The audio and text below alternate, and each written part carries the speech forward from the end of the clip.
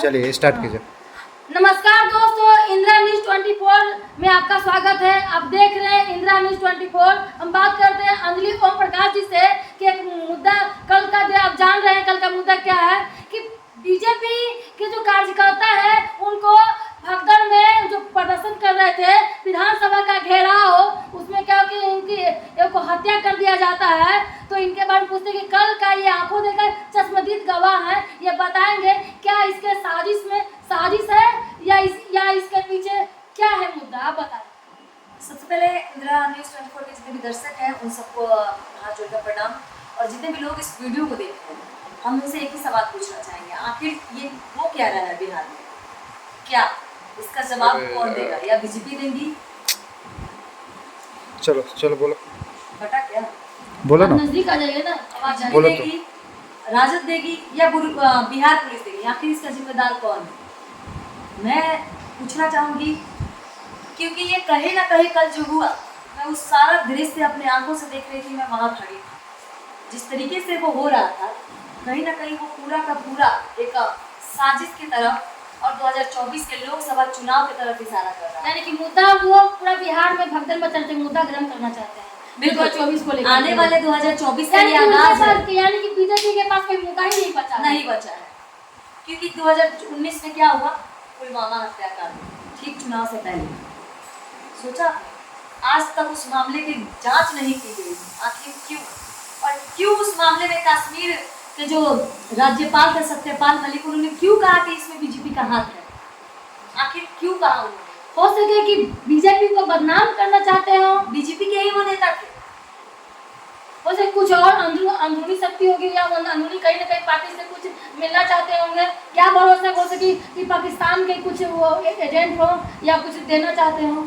अगर वो पाकिस्तान के एजेंट हो तो ये तो पहला कहते ही नहीं कि पुलवामा में बीजेपी शामिल है, क्योंकि बीजेपी का अभी केंद्र में सरकार है। उसके खिलाफ बोलना यानी कि देश के खिलाफ बोलना। और कोई क्यों ये बात बोलेगा अपने जान के ऊपर जोखिम लेके? ये बात सोचने वाली बात। इतना तो और सुनिए, देखते हैं कल जो हुआ है उतना भी करेगा। कल की मुद्दा को लेकर मैं बात कर रही हूँ। कल जो हुआ है उसमें पूरा का पूरा जितना भी ये साजिश हुआ है, वो 2024 को लेकर प्रोपेगेंडा को तैयार किया गया है कि 2024 में जीत बीजेपी का हो, और ये कहीं ना कहीं राजद को हराने के लिए। और इस सारे चक्कर में फंस कौन रहा है? तो हमारी जनता। इसमें जनता का क्या फायदा है बताइए? जनता का सिर्फ नुकसान है। जनता के इमोशनल यानी भाव के साथ खेलने की कोशिश की जा रही है। आज ना एक साल से आज महागठबंधन की सरकार है, उसके पहले तो एनडीए की सरकार थी, तो फिर ये चीज पहले कर देना चाहिए था। मोदी जी जब केंद्र में आया था तो 2 करोड़ रोजगार प्रति वर्ष और 15 लाख प्रति अकाउंट में देने का वादा किए थे, याद होगा।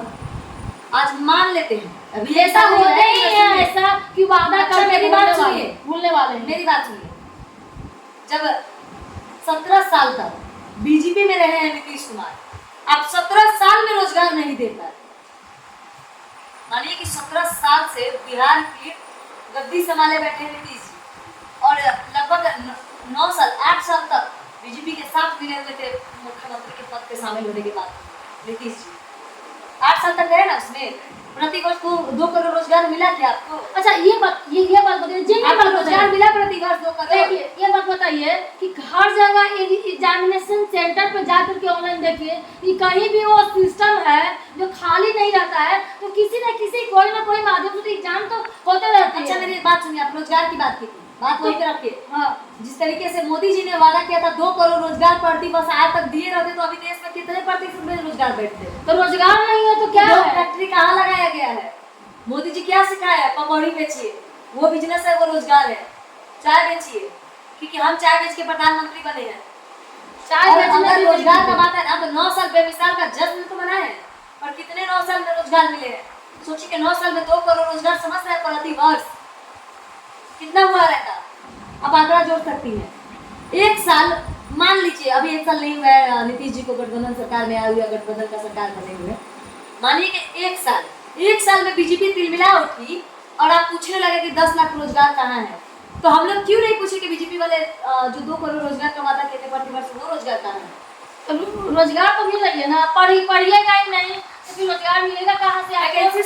आपको वैकेंसी जितने सारे बिहार में ऑनलाइन सेंटर पे जा करके देखिए आप, जितने CBT exam, computer based test, CBT exam ले लिए, हर सेंटर में जाके देखिए कि हर जगह हर 4 बार, दिन भर में 4 बार उसको टाइम टू टाइम लिया जा रहा है। कहीं सेंटर, कहीं सिस्टम, कोई भी सिस्टम खाली नहीं है। तो जब रोजगार निकलवे नहीं कर रहा है तो क्या कर रहा है वो भूत वहां पे बैठा हुआ है क्या? मैं जवाब दूंगी, सुनिए। वो कैसे वैकेंसी थे? कैसे कैसे सीआरपीएफ के वैकेंसी थे, टीचर के थे, सब डेली हो रहे थे। कितने सीट्स थे? कितने सीट थे? 1000, 2000, 12000, 3500, हर वैकेंसी में। ये नहीं है जिस लेवल का एलिजिबिलिटी है, हर क्षेत्र में वैकेंसी निकल रही है। अब दौड़ सरकारी रिजल्ट और उनके पेल्टोन का देखिए, अभी कुछ दिन पहले पेल्टोन का टाइपिंग टेस्ट निकला था, हर चीज निकल रही है। बिहार का आबादी जानती है कितना बताइए? आप बताइए। वो सोचिए कि उस आंकड़ा के बीच में से आप 1000 या 12 सीट, 1200, 1500 सीट देके क्या बिगाड़ लीजिएगा आप? मान लीजिए लाखों की संख्या में लोग यहाँ पे फॉर्म भरते हैं, पर निकलेगा कितना? 1200। जिस सरकार की कमाई कितनी होती है फॉर्म से? जिस सीट में जितनी वैकेंसी निकली, सरकार की कमाई कितनी होती है फॉर्म भरने से? तो वो का रोड जब बना रही है, कितना मेट्रो बना रही है, अपना जेब से देखिए, सुनिए। जनता के टैक्स ही बनवाती है। सुनिए, फॉर्म कितने आते हैं? फॉर्म मुश्किल से 1200, हाँ, 1000। तो उसको उतना चाहिए था। 900, 500। अरे हमको 10 को एम्प्लॉय की जरूरत है, हम 20 को काहे कर देंगे भाई? और फॉर्म 10 भरे जाते हैं। देखिए जी, हाँ, फॉर्म बोलिए। कितने भरे जाते हैं? हम कितने भरते हैं? लाखों? हाँ, 2 भरे लाख? जाते हैं, हाँ। 10 लाख? वो तो दो भी वैकेंसी निकलती है, 10 लाख? तो भी निकलती है। सोचिए, एक फॉर्म का कम से कम मान ले तो 100-150 कीमत होती है भरने पर, कम मान ले। और आप भी जानते हैं कि 100-150 कहीं फॉर्म नहीं भरा जाता है, 400 प्लस है। तो क्या चाहती हैं कि 2024 में मोदी सरकार को हटाना? बिल्कुल। तो कौन है चेहरा विपक्ष का, तनी हमको बता दीजिए, किसको बैठाना चाहती हैं? मेरे हिसाब से केंद्र में हाँ, केजरीवाल को बैठना चाहिए। अच्छा है वो शिक्षा के मामले में। अच्छा है। तो क्या लगता है कि वो तो सब फ्री दे देता है? फ्री का बात नहीं है, शिक्षा को जाके देखिए उनका काम ले मान कर रही है। शिक्षा का स्थिति का सुधर गया और कई जगह पर सुधरा हुआ नहीं है। केरल में तो सबसे ज्यादा पढ़ा लिखा तो केरल का है, 80% वहाँ का जो है आबादी। बताइए, केरल के बात बोल रहे आप हैं। अपने बिहार में बताइए ना, बिहार के बारे में सोचिए। बिहार में कितना आईएएस, कितना बीपीएससी, कितना टॉपर निकालता है, आपको पता है? कितने एक पढ़ बिहारी सब पे भारी। और कितने पढ़ पाते हैं? अरे इन लोग न जानते हैं ना, इन लोग यहाँ से है, यहाँ से नहीं है। अरे नालंदा जिला के गांव देहात के सब जगह के जा करके देखिए, इतना मेंटलिटी है उन लोग का कि ना पढ़ने में इसको लगता है। बस देखते हैं, हम ये हॉस्टल में भी देखे हैं, गांव देहात की लड़कियां आती है, बस 2 महीना बस पटना का हवा निकल गया, बस हो गया। देखिए जी, कल का सवाल पूछिए आप। वो चीज नहीं। हम बीजेपी वाले लोगों से एक सवाल पूछे, क्या पूछे बीजेपी वालों के सवाल? बेरोजगार कहाँ है? हाँ, तो क्या बोला बीजेपी वालों? किसी ने कोई जवाब नहीं दिया। तो क्या बोलेगा अब? अगर मेरे जैसा ऐसा बीजेपी करके तो बोले कि रोजगार, बोले ना रोजगार मेरा पैकेट में है, पैकेट उसको सब सिस्टम से चलना पड़ता है। आपको कहने ना चले पता है क्या बोला है लोग? हाँ, हम बीजेपी के कार्यकर्ताओं ने बोला है, जो अभी तक रोजगार नहीं दिए ना,